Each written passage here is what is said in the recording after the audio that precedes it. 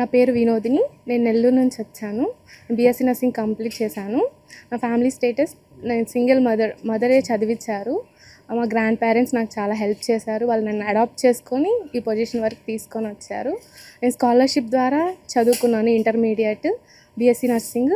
నా BSc nursing అప్పుడు నాకు ఫారెన్ వెళ్ళాలని చాలా డ్రీమ్ ఉండేది. అది ఎలా ఇంత ఈ స్థితిలో ఉన్నాను, ఇంత పేదరికంగా ఉన్నాను, ఎలా ఎఫోర్డ్ చేయగలను, అంత మనీ నేను పెట్టుకోగలనా అని చెప్పి చాలాసార్లు ఆలోచించినప్పుడు నారా లోకేష్ గారికి ప్రత్యేకమైన కృతజ్ఞతలు. సార్ గోల్డెన్ ఆపర్చునిటీ ద్వారా మాకు అబ్రాడ్ వెళ్ళడానికి ఫ్రీగా జర్మన్ లాంగ్వేజ్ నేర్పించారు. సీడాప్ అండ్ ఐఈఎస్ చాలా హెల్ప్ చేశారు. ఈరోజు మేము B2 లెవెల్ వరకు జర్మన్ లాంగ్వేజ్ నేర్చుకొని మేము ఇంటర్వ్యూస్ ఇచ్చాము. UKSH హాస్పిటల్లో మాకు జర్మనీలో జాబ్ వచ్చింది. 8న మేము జర్మనీలో డ్యూటీలో జాయిన్ అవ్వమని చెప్పి మాకు ఆఫర్ లెటర్ ఇచ్చారు. ఎస్పెషల్లీ నారా లోకేష్ గారికి అండ్ సీడాప్ అండ్ ఐఈఎస్ వారికి వేలాది కృతజ్ఞతలు. Thank you. నా పేరు లిల్లీ పుష్పవాక్య అండి. నేను భీమవరం వెస్ట్ గోదావరి డిస్ట్రిక్ట్ నుంచి వచ్చాను. మాది భీమవరం దగ్గర చిన్న గ్రామం రాయగుద్దురు అని. వెహికల్స్ లేకోకుండా మేము బయటకు రాలేము, అలాంటి పరిస్థితి అనమాట.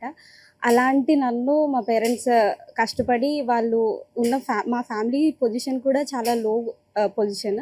మా డాడీ ఫార్మర్గా చేశారు అండ్ మా మమ్మీ హౌస్ వైఫ్. మేమిద్దరం ఆడపిల్లలం. చాలా కష్టపడి చదివించారు. స్కాలర్షిప్స్ మీద మేము చదువుకున్నామండి.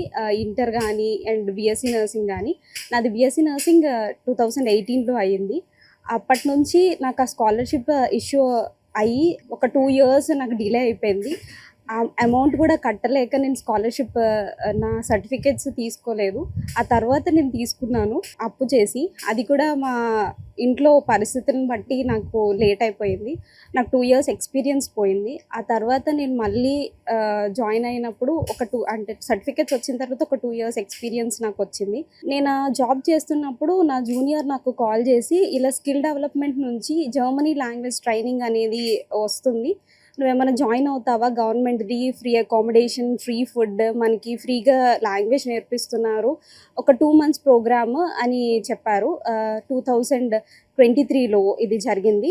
అయితే జూన్ అండ్ జూలైలో మేము వెళ్ళాము, జాయిన్ అయ్యాము. బట్ వాళ్ళు జర్మనర్స్ ఇక్కడికి వచ్చి జర్మన్ లాంగ్వేజ్ అనేది నేర్పించారు, నేటివ్ జర్మన్సే.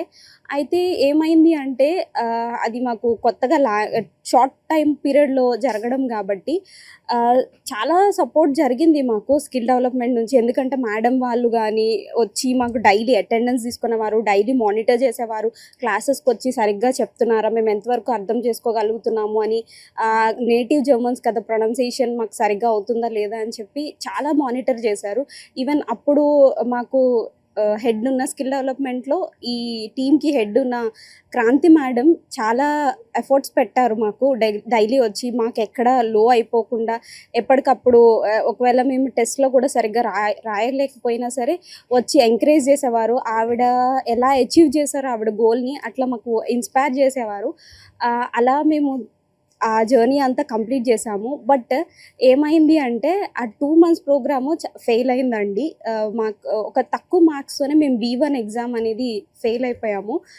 చాలా డిప్రెస్ అయిపోయాము. దాని తర్వాత ఇంకా ఇలాంటివి వద్దు, మనకి ఫారెన్ వెళ్ళాలనే కళ జరగదు, అంటే మన ఫ్యామిలీ పొజిషన్కి, మనకున్న ఫైనాన్షియల్ స్టేటస్కి డబ్బులు ఉంటే కానీ మనం వెళ్ళలేము, ఇలాంటి ఆశలు వద్దులే, మనకున్న జీతంతోనే మనం బ్రతుకుదాము అన్న ఒక ఐడియాలజీతో ఉన్నప్పుడు మరలా మాకు APSSDC నుంచి కాల్ వచ్చింది. లేదు, మీ ఆశలు అడి ఆశలు కావు, మేము మీకు తోడున్నాము అని చెప్పి వాళ్ళు చాలా మమ్మల్ని సపోర్ట్ చేశారు. మరలా క్యూరా పర్సనల్ అని జవాజీ సార్, ఆయన కూడా ఇక్కడ మన ఆంధ్ర ఆయననే, ఆయనతో టైఅప్ అయ్యి మళ్ళీ ఫ్రీ అకామిడేషన్, ఫ్రీ ఫుడ్, మాకు ఫ్రీగా లాంగ్వేజ్ ట్రైనింగ్ అండ్ ప్రతిదీ కూడా అండి ఏసీస్తో పాటు అన్నీ ప్రొవైడ్ చేయించారు. ఎందుకంటే అప్పుడు సమ్మర్ సీజన్. 24 March 15 నుంచి ఇది మళ్ళా సెప్టెంబర్ వరకు జరిగింది.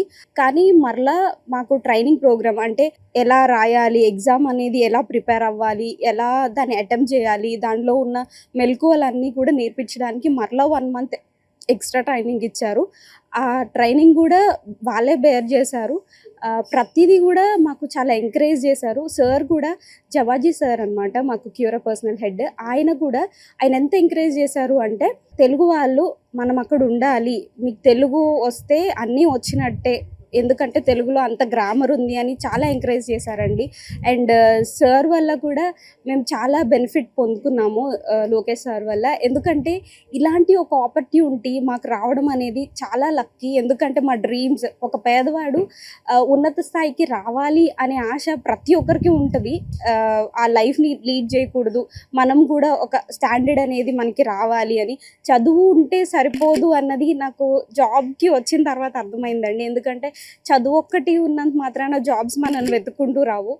ఈ కాంపిటేటివ్ వరల్డ్లో మనల్ని మనం నిలదొక్కుకోవాలి అంటే మనమే ఒక ఆపర్చునిటీని కల్పించాలి. అలాంటి ఆపర్చునిటీ నాకు ఈ స్కిల్ డెవలప్మెంట్ ద్వారా లోకేష్ సార్ వల్ల కలిగిందండి. దానికి నేను చాలా చాలా థ్యాంక్ఫుల్. ఎందుకు అంటే 2.8 lakhs అది కూడా మాకు ఇండియాలో నేను వర్క్ చేసిన పే స్కేల్ వచ్చి 25 to 35 అండి. ఎంత ఎక్స్పీరియన్స్ ఉన్నా నాకు ఒక 10 years ఎక్స్పీరియన్స్ ఉంటే 50,000 వస్తుందేమో, అది కూడా వస్తుందో రాదో తెలియదు. అలాంటిది ఒక్క మంత్లోనే నేను 2.8 lakhs శాలరీతో ఈరోజు జర్మనీలో అడుగు పెట్టబోతున్నాను అంటే అది కేవలం మన ఆంధ్రప్రదేశ్లో సాధ్యమైంది. నాతో పాటు నా సీనియర్స్కి కానీ నా జూనియర్స్కి కానీ, ఈవెన్ నేను హైదరాబాద్లో చదువుకున్నానండి బీఎస్సీ నర్సింగ్. నా ఫ్రెండ్స్ అందరికీ గవర్నమెంట్ జాబ్స్ వచ్చినాయి, బట్ నాకు రాలేదని బాధపడ్డాను. దానికంటే గోల్డెన్ ఆపర్చునిటీ అండి ఇది. వాళ్ళందరూ 50,000 ఎర్న్ చేస్తున్నారు పర్ మంత్, గవర్నమెంట్ జాబ్స్ అయినా. నేను అక్కడికి అడుగుపెట్టిన వెంటనే వితిన్ 1 monthలోనే నేను 2.8 lakhs నా పాకెట్లో ఉంటాయి. దానికి నేను చాలా చాలా హ్యాపీగా ఉన్నాను. నా పేరెంట్స్ కూడా హ్యాపీగా ఉన్నారు. బికాస్ మా యొక్క లైఫ్ స్టాండర్డ్ అనేది మారిపోబోతుంది ఇంకా 1 monthలోనే. దానికి నేను సార్కి చాలా చాలా రుణపడి ఉన్నాను. అలాగే మాకు ఈ ఆపర్చునిటీ నాకొక్కరిదానికే కాదు, నాకులాగా సఫర్ అవుతున్న ఒక డ్రీమ్స్ అంటే చదువుకోవాలి, ఏదైనా సాధించాలి అనే ఆశ కలిగిన వాళ్ళందరికీ ఇది ఒక గ్రేట్ ఆపర్చునిటీ. నర్సింగ్ అనేది చాలా చిన్న చూపు చూస్తారు మన దేశంలో, కానీ అదొక విలువైన ప్రొఫెషన్ అని చెప్పి మనకి ఫారినర్స్ని చూస్తేనే అర్థమవుతుంది. ఆ డ్రీమ్ నాకు చిన్నప్పటి నుంచి ఉండేది. ఫారెన్ వెళ్ళాలి, జాబ్ చేసుకోవాలి, నా ఫ్యామిలీ లైఫ్ని నేను సెటిల్ చేసుకోవాలి, ఈ స్టాండర్డ్స్లో నేను బ్రతకడం నాకు ఇష్టం లేదని.